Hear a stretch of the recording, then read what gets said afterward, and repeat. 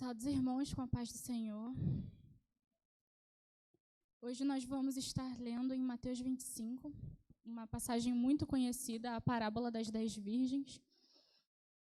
E eu peço que os irmãos abram para nós estarmos lendo. Nós leremos toda ela.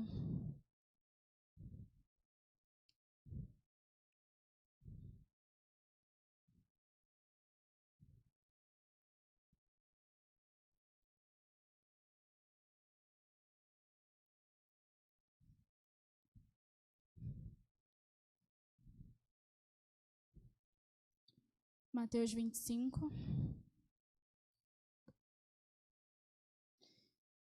Diz assim: O reino dos céus será, pois, semelhante a 10 virgens que pegaram suas candeias e saíram para encontrar-se com o noivo. 5 delas eram insensatas e 5 eram prudentes. As insensatas pegaram suas candeias, mas não levaram óleo. As prudentes, porém, levaram óleo em suas vasilhas, junto com suas candeias. O noivo demorou a chegar e todas ficaram com sono e adormeceram. À meia-noite ouviu-se um grito: o noivo se aproxima, saiam para encontrá-lo. Então todas as virgens acordaram e prepararam suas candeias. As insensatas disseram às prudentes: deem-nos um pouco do seu óleo, pois as nossas candeias estão se apagando.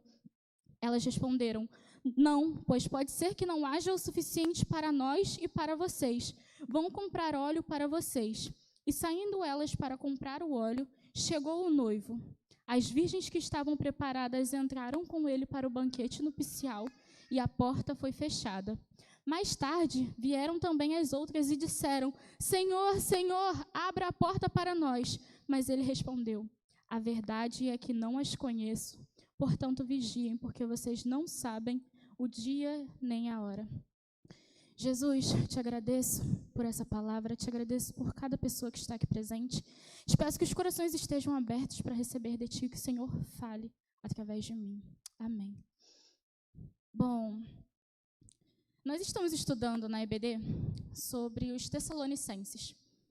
E sobre a segunda parte dos Tessalonicenses, fala sobre como eles viviam de forma extrema acerca da volta de Cristo. Eles pensavam tanto na volta de Cristo que eles pensavam que era para ontem. Com isso, eles eram tão extremos a ponto de não planejarem o amanhã. Eles não precisavam trabalhar porque, afinal, Jesus voltaria. Não precisava se organizar o amanhã porque Jesus voltaria. E Paulo escreve a carta justamente para poder trazer consciência aos Tessalonicenses que não era bem dessa forma. Que seria assim, Jesus viria, mas que não se sabe o dia nem a hora, que deve se viver se preparando para isso. Só que em contraste com os Tessalonicenses, quando a gente para pensar, eles viviam de forma extrema quanto à volta de Jesus. É para ontem. Jesus pode voltar daqui 5 segundos. Ok. Mas a gente para pensar nos dias de hoje. Nós pouquíssimas vezes podemos ver as pessoas se importando com a volta de Cristo, pensando acerca da volta de Cristo. O mundo tem tanto pregado para nós que ser feliz é o que importa, que nós devemos viver como se não houvesse um amanhã. É sempre, eu tenho que fazer as minhas coisas, e a gente está sempre adiando Jesus para o último segundo.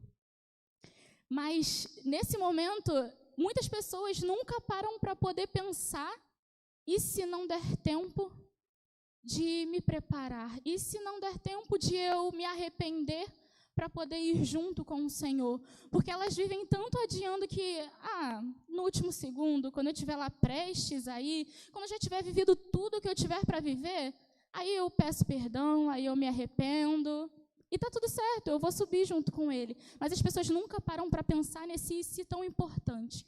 E se não der tempo? Nós não sabemos como nós vamos, ou quando Jesus vai voltar. E se não der tempo? E dito isso, eu quero fazer uma pergunta para os irmãos, e é uma das frases que está pendurada. Se Jesus voltasse agora, você iria com Ele? Você estaria preparado para poder ir com Ele? Porque quando a gente fala de preparo, eu particularmente pensei em mim acerca de alguma coisa que eu gosto muito. Por exemplo, eu gosto muito, muito de viajar.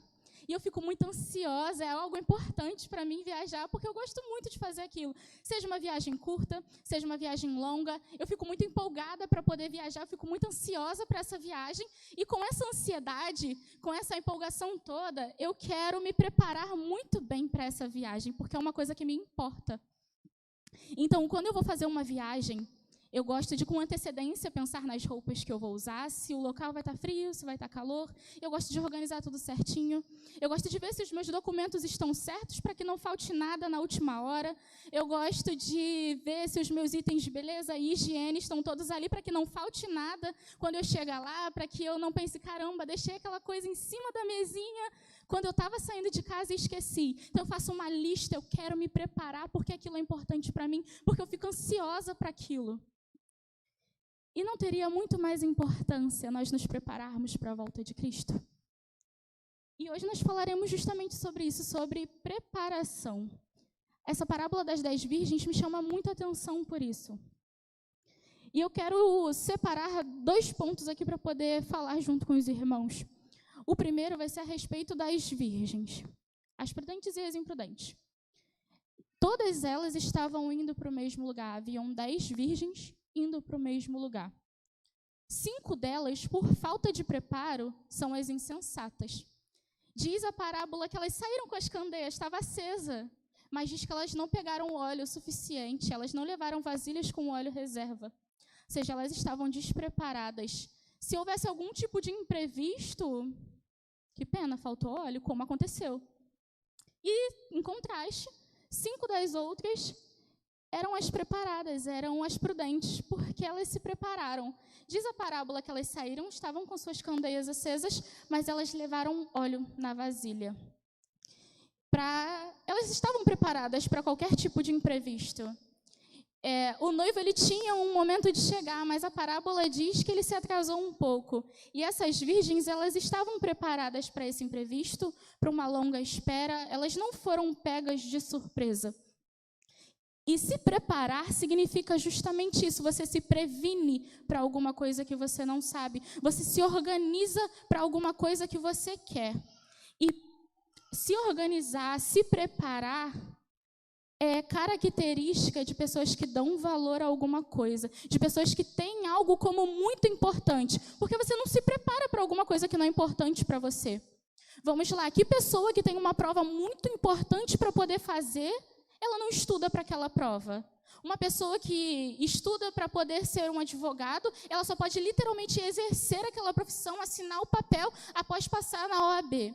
Então, será que ela não vai querer investir tempo da vida dela estudando para aquela prova? Ela vai pegar matérias para poder pesquisar, ver o que geralmente cai, ela vai se dedicar àquilo porque é algo importante para ela. Uma pessoa que vai fazer o Enem, e ela tem aquilo como muito importante, ela quer passar numa faculdade, ela quer tirar uma boa nota, ela vai se atentar aos detalhes, além de estudar, ela tem que reparar se a caneta, o corpo da caneta é transparente, se é da cor certa. Geralmente a pessoa nunca leva uma caneta só, porque embora esteja funcionando, e se parar de funcionar? Ela está preparada para aquele imprevisto. Ela tem que se atentar tanto aos detalhes que, será que o meu celular está mesmo desligado? Porque se ele tocar durante a prova, pode haver uma desclassificação. Então, uma pessoa que se prepara é uma pessoa que tem algo como importante. E assim como eu disse, o que seria mais importante do que a nossa salvação? A gente se prepara tanto para tantas coisas desse mundo, a gente se prepara para casar, a gente se prepara para poder vir aqui à frente e trazer uma palavra, a gente se prepara para tantas coisas, mas nós temos nos preparado para irmos com o Senhor, para aquele grande dia, para sermos encontrados por Ele, como noivas preparadas, adornadas, imaculadas. Nós temos nos preparado? Lá em Mateus 24 e 43... 24, do 43 e 44. Vai estar falando assim. É logo na folha anterior. Vai dizer assim: mas entendam isto. Se o dono da casa soubesse a que hora da noite o ladrão viria, ele ficaria de guarda e não deixaria que a sua casa fosse arrombada. Assim, vocês também precisam estar preparados, porque o Filho do Homem virá numa hora em que vocês menos esperam.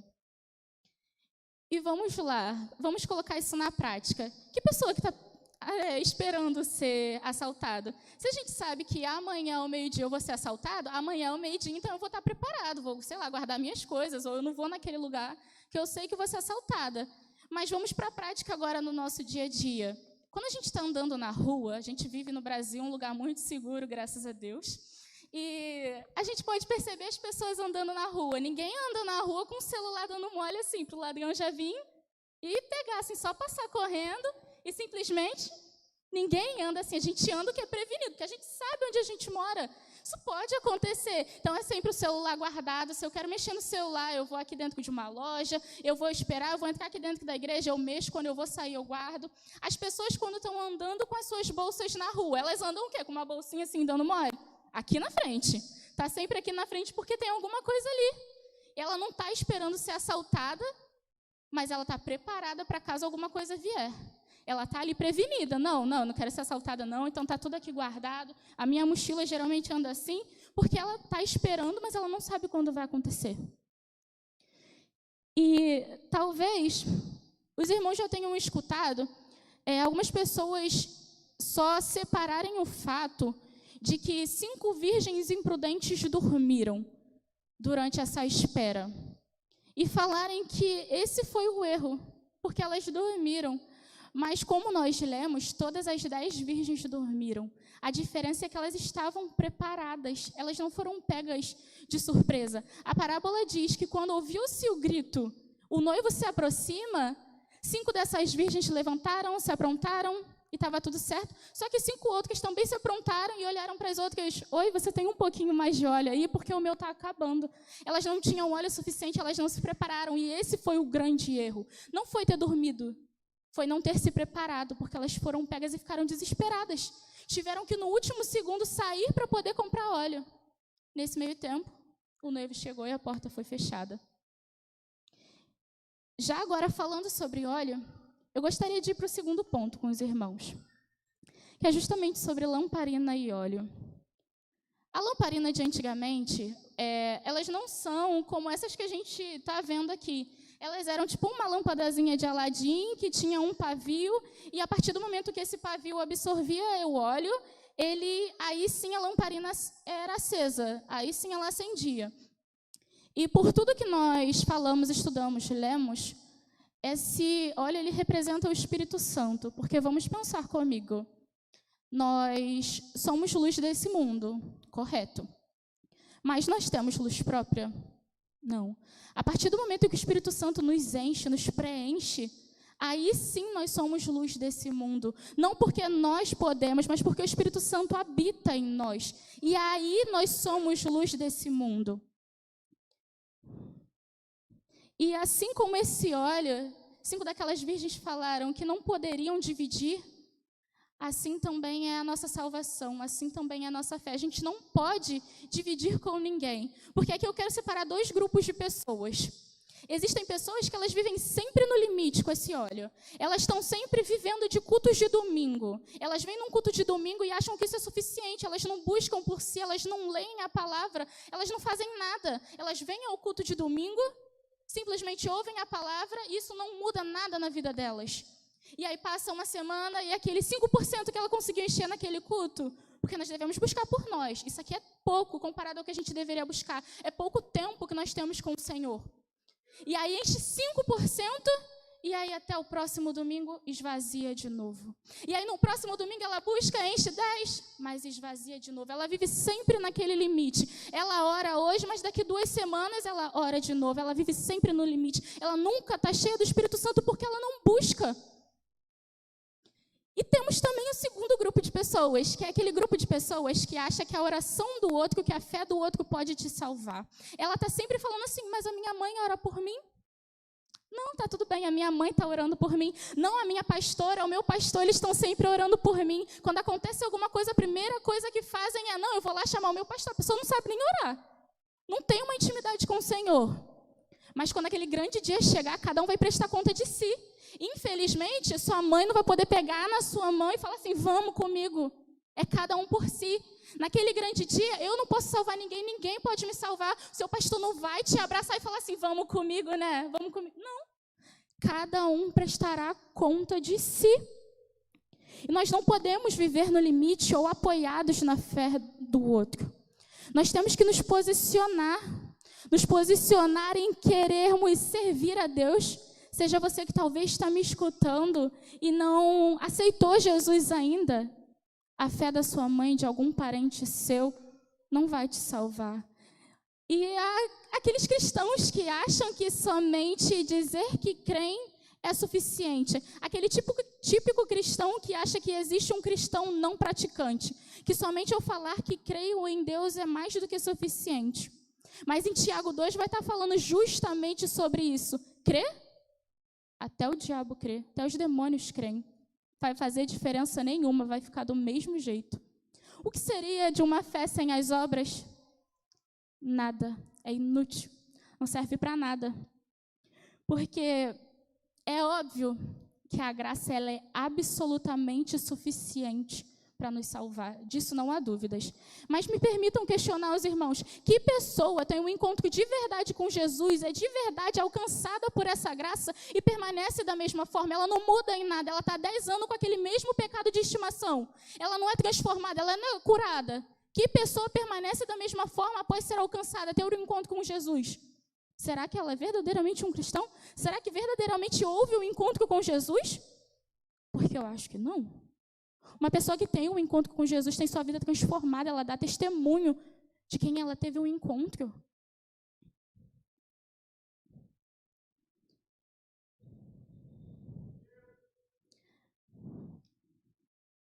Não adianta dizer que cremos em Jesus se não há uma mudança na nossa vida. As minhas obras, a minha vida, elas têm que ser para servir e exaltar ao Senhor. Tem que dar testemunho da minha fé. Não tem que ser necessário eu dizer que eu sou um cristão. As pessoas têm que olhar para mim por quem eu sou no meu dia a dia e dizerem, ali vai um verdadeiro cristão, um adorador em espírito e em verdade.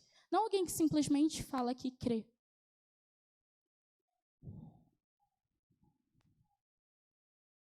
E a partir do momento agora que nós somos alcançados por essa graça, nós entendemos tudo. Porque, como eu falei, uma fé sem obras não é nada. Mas agora nós não mais temos essas obras como antigamente, nós não mais, pela força do nosso próprio braço, fazemos isso para poder alcançar a nossa salvação. Mas porque nós temos certeza da nossa salvação, nós obedecemos a Deus, porque a nossa vida foi transformada. Eu quero servir a esse Senhor.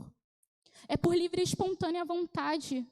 Não é algo que as pessoas impõem, mas é algo que eu escolhi.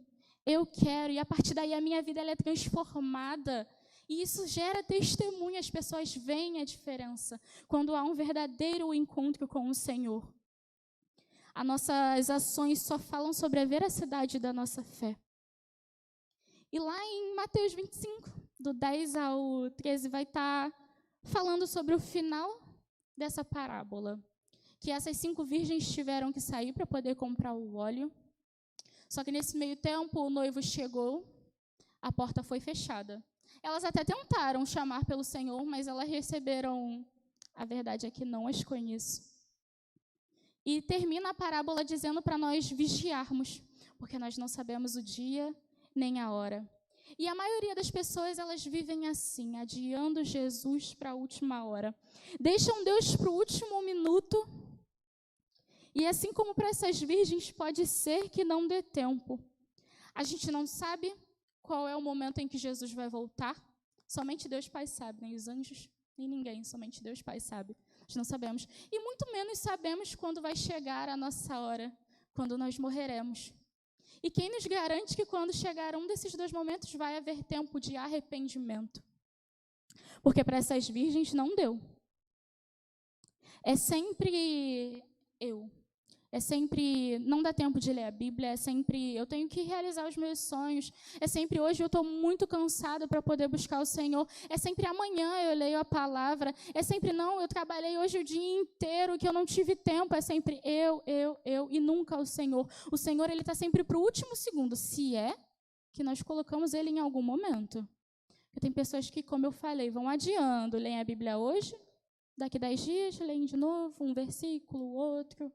não muda em nada, não altera nada a vida delas. Eu quero mais é viver como se não houvesse um amanhã. Eu quero ser feliz. Mas o que justamente essa parábola está trazendo para nós é: acorda, existe um amanhã. Não é para você viver como se não houvesse amanhã, porque existe um amanhã, existe uma promessa. O rei está voltando, o noivo está à porta, então viva se preparando para esse grande dia. Essa parábola quer nos trazer despertamento para nós acordarmos que o rei está voltando. E pode ser que não dê tempo de você se arrepender nesse último segundo que você tanto planeja. Pode ser que não dê tempo. Você teve uma vida inteira para poder se posicionar. E para o último segundo, você não sabe como vai ser esse último segundo, esse último minuto. E essa parábola quer que nós acordemos. O rei está voltando. Não termina somente quando a gente morre. Existe uma promessa de nós irmos morar com Ele. Existe uma promessa de que Ele voltará para nos buscar. E como você tem se preparado? Você tem certeza da sua salvação? Quem você é nessa história? Você é prudente? Você é sensata? Ou você é insensata? Você tem se preparado? Ou você é como as virgens imprudentes que vão ser pegas despreparadas, desprevenidas, de surpresa? Que vão ter que sair para tentar buscar um pouquinho de óleo naquele último minuto e vão ficar aqui. Lá em Mateus 7, vão ser usadas algumas dessas palavras que a gente leu. Mateus 7, eu vou ler 3 versículos. O 21, o 26 e o 27.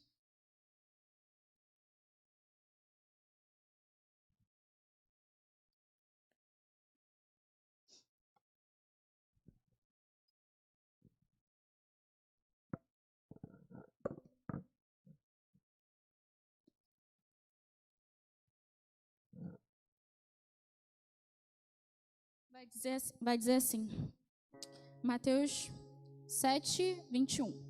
Nem todo aquele que me diz Senhor, Senhor, entrará no reino dos céus, mas aquele que faz a vontade de meu Pai que está no céu. 26 e 27 agora. Mas quem ouve as minhas palavras e não as pratica é como um insensato que construiu a sua casa sobre a areia. Caiu a chuva, transbordaram os rios, sopraram os ventos e deram contra aquela casa, e ela caiu. E foi grande a sua queda. Permitam-me traduzir para os irmãos. Está dizendo assim: só vai entrar no reino dos céus quem ama verdadeiramente a Deus. E sabe que uma pessoa que ama verdadeiramente a Deus faz? Ela guarda e obedece os seus mandamentos. Ela vive uma vida se preparando. Ela é um pequeno Cristo nessa terra. Ela quer seguir os passos de Jesus. Ela se dedica nisso. Então só vai entrar no reino dos céus quem ama a Deus, quem ama a sua palavra, quem as pratica. Naquele grande dia, somente ter vindo a cultos não vai te salvar.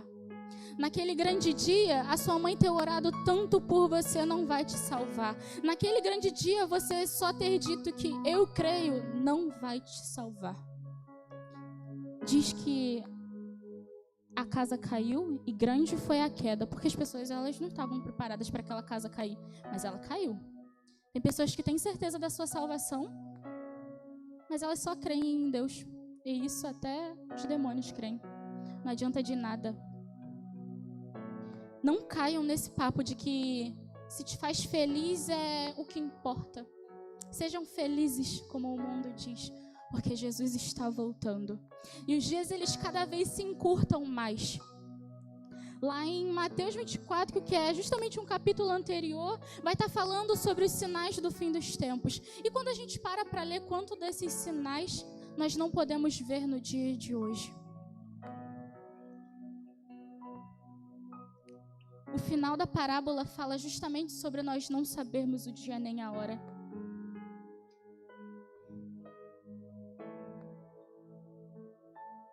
E que quando menos nós esperarmos, vai acontecer.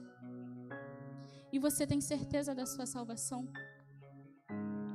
Porque não vale a pena colocar ela em jogo por momentos que o mundo possa te oferecer. Foca no que é eterno. O mundo tem coisas momentâneas para te oferecer, mas o Senhor tem algo eterno para te dar, a vida eterna, morar junto com Ele. Aqui eu quero abrir um parêntese.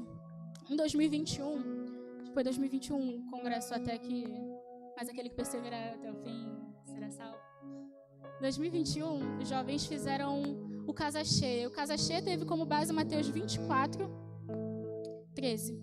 Mas aquele que perseverar até o fim será salvo.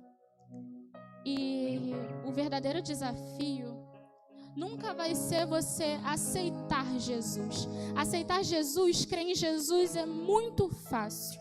Mas o verdadeiro desafio é todos os dias você escolher Jesus. Todos os dias você escolher se separar para Ele, se dedicar-lhe à sua palavra, renunciar às suas vontades. Esse é o verdadeiro desafio de um cristão. Vir aqui à frente é fácil, mas ter uma mudança de vida não é. Não é. E esse vai ser sempre o nosso verdadeiro desafio. Manter uma fé firme. Manter a chama sempre acesa. Nos mantermos cheios do Espírito Santo. Sempre em constante busca. Independente do momento. Porque nós temos certeza que por toda dificuldade que pode vir, por pior que esse mundo esteja, existe um Jesus que voltará para nos buscar. E essa é a razão da nossa esperança. E nós poderemos um dia cantar, como diz aquela música, que valeu a pena. Valeu a pena tudo que nós passamos, toda a renúncia, porque nós viveremos com Ele. Nós iremos com Ele. Ter a certeza da nossa salvação vale muito mais do que qualquer coisa que o mundo possa oferecer. E, irmãos, eu nasci em berço cristão. Por um tempo me desviei e voltei. E eu não estou aqui para poder te falar que o que o mundo tem para te oferecer não é bom. Se pecado não fosse bom, não seria uma tentação. Você não ficaria tentado aí. Se ir para o mundo, fazer algumas coisas lá não fosse bom, você não teria vontade. Seria muito fácil permanecer aqui. Mas eu te garanto que não há nada melhor do que estar na presença do Senhor, do que fazer a sua vontade, do que servir a esse Deus perfeito, bondoso, grandioso, cuidadoso, justo. Não há nada melhor, não há nada que o mundo possa te oferecer que se compare à presença de Deus. Não há nada que o mundo possa te oferecer que se compare à certeza de salvação. Isso eu posso te garantir.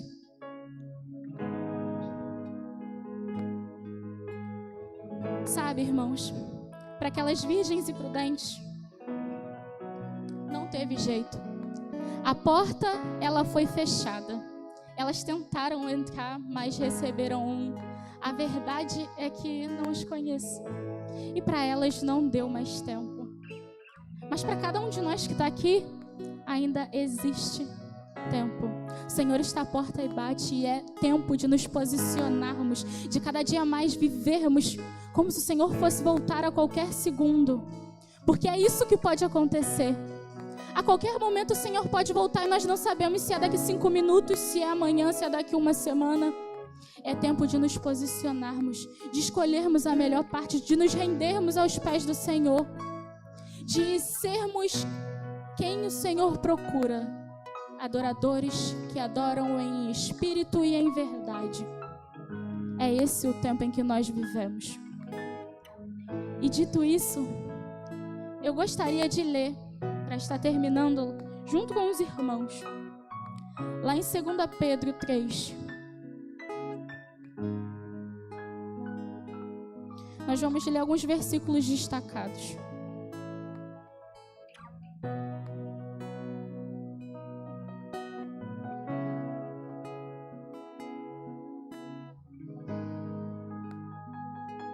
Segunda Pedro 3. O versículo 3 primeiro vai dizer assim: antes de tudo, saibam que nos últimos dias surgirão escarnecedores zombando e seguindo suas próprias paixões. Eles dirão: o que houve com a promessa da sua vinda? Desde que os antepassados morreram, tudo continua como desde o princípio. Agora nós leremos o 8. Do 8 ao 11, diz assim: Não se esqueçam disto, amados. Para o Senhor um dia é como 1000 anos e 1000 anos como um dia. O Senhor não demora em cumprir a sua promessa como julgam alguns. Ao contrário, Ele é paciente com vocês, não querendo que ninguém pereça, mas que todos cheguem ao arrependimento. O dia do Senhor, porém, virá como um ladrão. Os céus desaparecerão como um grande estrondo. Os elementos serão desfeitos pelo calor e a terra, e tudo que nela há será desnuda. Visto que tudo isso será assim desfeito, que tipo de pessoas é necessário que vocês sejam? Vivam de maneira santa e piedosa, esperando o dia de Deus e apressando a sua vinda. 14. Portanto, amados, enquanto esperam estas coisas, empenhem-se para serem encontrados por Ele em paz, imaculados, inculpáveis. Tenham em mente que a paciência de nosso Senhor significa salvação, como também o nosso amado irmão Paulo lhes escreveu com a sabedoria que Deus lhe deu. 17. Portanto, amados, sabendo disso, guardem-se para que não sejam levados pelo erro dos que não têm princípios morais, nem percam a sua firmeza e caiam. Cresçam, porém, na graça e no conhecimento de nosso Senhor e Salvador Jesus Cristo. Assim como nós lemos, a paciência do Senhor, ela significa salvação. E eu não sei como cada um aqui se encontra, mas eu tenho uma pergunta para te fazer nessa noite. Existe alguém aqui presente que deseja aceitar Jesus, que deseja se posicionar e aceitar esse Senhor maravilhoso como o único e suficiente Salvador das suas vidas? Existe alguém aqui presente?